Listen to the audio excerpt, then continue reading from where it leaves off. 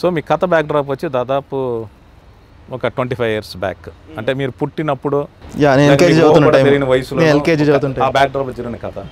మీరు ఆ కాలాన్ని ఆ టైంని ఎలా పట్టుకోగలిగారు, ఎలా ఊహించుకోగలిగారు?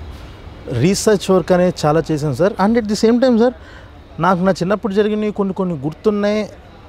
అంటే నేను ఎలాంటి అట్మాస్ఫియర్లో పెరిగాను నేను అన్నది అంటే సార్ 2005 టైంకి మన ఊహ తెలిసే టైంకి కూడా ప్రపంచం పెద్దగా మారింది లేదు. 90s ఉన్న ప్రపంచానికి 2005 ఉన్న ప్రపంచం పెద్దగా మారింది లేదు.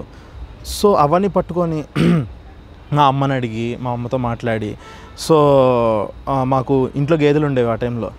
సో దీని గురించి ఎట్లా ఉంటే సెటప్ అని డాడీతో మాట్లాడి, ఎట్లా పాల క్యాన్లు ఇదంతా ఈ ప్రాసెస్ అంతా డాడీ నుంచి తెలుసుకొని, కాలేజ్ లైఫ్ అంతా మా అమ్మ మచిలీపట్నం నోబుల్ కాలేజ్లో చదవటం వల్ల తను చెప్పింది అక్కడ లైఫ్ ఎలా ఉండేది. మేమందరం పిక్నిక్ల కోసమని బీచ్లకి వెళ్ళేవాళ్ళం, మాకు అదే అప్పట్లో పెద్ద పిక్నిక్ అని చెప్పేవాళ్ళు. సో ఇవన్నీ నేను వాడుకొని రీసెర్చ్ చేసి, అంటే కొన్ని సినిమాలు చూశాను, 90sలో సినిమాలు చూశాను.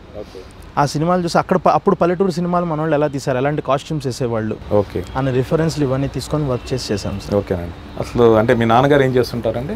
ఇప్పుడు మాది విజయవాడలో ఒక చికెన్ షాప్ అండి, గోకుల్ చికెన్ సెంటర్ అని చెప్పేసి మాది చికెన్ షాపు. ఇంతకుముందు డైరీ ఫామ్ ఉండేదన్నమాట. సో పాలు ఇవన్నీ పోయటము ఇది విజయవాడలో. ఓకేనండి. సో అందువల్ల ఆ బ్యాక్ డ్రాప్ హీరో ఫాదర్ క్యారెక్టర్కి అప్లై చేశారు. హీరో ఫాదర్ కన్నా హీరోకి అప్లై చేయడం జరిగింది ఎక్కువ. పాల క్యాన్లు వెళ్ళి అదంతా చేయటం. మన నేటివిటీ అనేటప్పటికీ మన తెలుగు సినిమాలు వస్తే ఐదర్ హైదరాబాద్ చేసేవాళ్ళు లేదా వైజాగ్ చేస్తుంటారు. ఎప్పుడైనా వెళ్తే ఒక రాజమండ్రికి వెళ్తారు లేదా తిరుపతి వెళ్తారు, అంతే తప్పితే వేరే ఊళ్ళకి వెళ్ళరు. కానీ మీకు మచిలీపట్నం బ్యాక్ డ్రాప్లో కథ చెప్పాలని ఎలా అనిపించింది? మీ అమ్మగారు మచిలీపట్నం నోబెల్ గారిలో చదువుకోవడం వల్ల? అలా లేదు సార్. ఫస్ట్ ఆఫ్ ఆల్ నాకు ఈ కథలో ఫస్ట్ కనిపించింది సముద్రం కనిపించింది సార్. సముద్రం అని అనగానే and at the same time సరిగ్గా ఆ విజయవాడ స్లాంగ్ కానీ, ఆ విజయవాడ అటువైపు ఇది నేను సుహాస్ ఇద్దరం అలా ఉండి ఎప్పుడు మాట్లాడుకుంటూ ఉండటం వల్ల ఆ కృష్ణా జిల్లా సైడ్ సెటప్ చేయాలి అని చెప్పేసి ఒక చిన్న ఉంది మాకు, అది మన ఊరు మన సైడ్ సెటప్ చేయాలని. కానీ ఎప్పుడైతే ఒక సముద్రం అన్నది పుట్టిందో ఒక అనంతం కనిపిస్తుంటుంది వాళ్ళిద్దరు కలిసినప్పుడల్లా. మనకి ఒక పీరియడ్ డ్రామా. ఇప్పుడు నేను ఇదే సినిమా 1940sలో పెట్టినా కూడా అక్కడికి వెళ్ళి నేను ఏ సెటప్ చేసుకోకుండా కెమెరా పెడితే అది 1940s అని నమ్ముతారు, ఎందుకంటే అది సముద్రం కాబట్టి.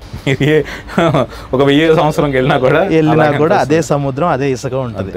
సో నేను అంటే చాలా విషయాలు రాసేటప్పుడు నేను బడ్జెట్ని మైండ్లో పెట్టుకున్నా. వాళ్ళు కలిసినప్పుడు ఒక అనంతం కనిపించాలి, అది సముద్రం అయ్యి ఉండాలి. సో సముద్రం ఎక్కడుంది? వైజాగ్ వద్దు నాకు, ఇది ఇంకా వెళ్దాం. వైజాగ్ చాలాసార్లు చూసాం మనం. అవును, వెళ్దాం ఇంకా మచిలీపట్నం ఒక టౌన్కి వెళ్దాం. అప్పుడు ఇంకా చాలా విలేజ్ లాగా ఉండేది ఇంకా 90s ఆ టైంలో. సో అది మనం వాడుకుందాం, అక్కడ పట్టుకుందాం సెన్సిబిలిటీస్ అవి అని చెప్పేసి అక్కడ నుంచి రీసెర్చ్ చేసుకుంటూ వచ్చా అనమాట. సుహాస్ గారిది ఏ ప్లేస్ అండి? విజయవాడలో మా పక్కన అండి. ఓ, మీరంటే మీ ఫ్రెండ్షిప్ ఎప్పటిది కదా? లేదు, ఇక్కడికి వచ్చాక తెలిసింది మేము ఒకే ఏరియాలో పక్క సందులో ఉంటామని. ఓకేనండి. సో అప్పటిదాకా ఎప్పుడు కలవలేదు, ఎందుకంటే వాడి కాలేజ్ సైడ్ వాడు తిరగటం, నేను నా కాలేజ్ సైడ్ తిరగటం ఇదంతా ఎక్కువ ఉండేది. సో ఒకే ఏరియా నుంచి వచ్చినా కూడా ఎప్పుడు అక్కడ కలవలేదు. ఇక్కడికి వచ్చాక కలిసి. విజయవాడ ఎక్కడ చదువుకున్నారు మీరు? నేను పరిటాలలో అమృత సాయి అనే కాలేజ్లో చదివాను. 40 కిలోమీటర్లు హనుమంతుడి విగ్రహం ఉంటుంది కదా పరిటాల, పక్కనే ఉంటుంది మా కాలేజ్. అక్కడ బీటెక్ కంప్లీట్ చేశానండి. మరి సుహాస్ ఎక్కడ చదివాడు ఆయన? కేబిఎన్ కాలేజ్ అని డిగ్రీ అండి, అది చిట్టినగర్ అనమాట. అవును, పాల ఫ్యాక్టరీ దగ్గరలో ఉంటుంది. కరెక్ట్ అండి. సో ఓకే అండి. మీరు ఎప్పుడు కలిసారు మరి సుహాస్ని హైదరాబాద్ వచ్చాక చాయ్ బిస్కెట్లోనా? నేను చాయ్ బిస్కెట్లో జాయిన్ అయ్యి, నాకు బేసిక్ అప్పుడు యాక్టర్స్ ఎవరు లేరండి చాయ్ బిస్కెట్లో. మొత్తం కలిపి ఒక 4-5 టీం ఉండేవాళ్ళం. అప్పటికి పెట్టి ఒక సంవత్సరం అవుతుంది అంతే, సంవత్సరం కూడా కాదు 7 నెలలు అవుతుంది. అవుతున్న టైంలో నాకు వీడియోస్ చేయాలనిపించేది. వీడియోస్ చేయాలనుకున్న టైంలో ఎవరు యాక్టర్స్ ఉండేవాళ్ళు కాదు.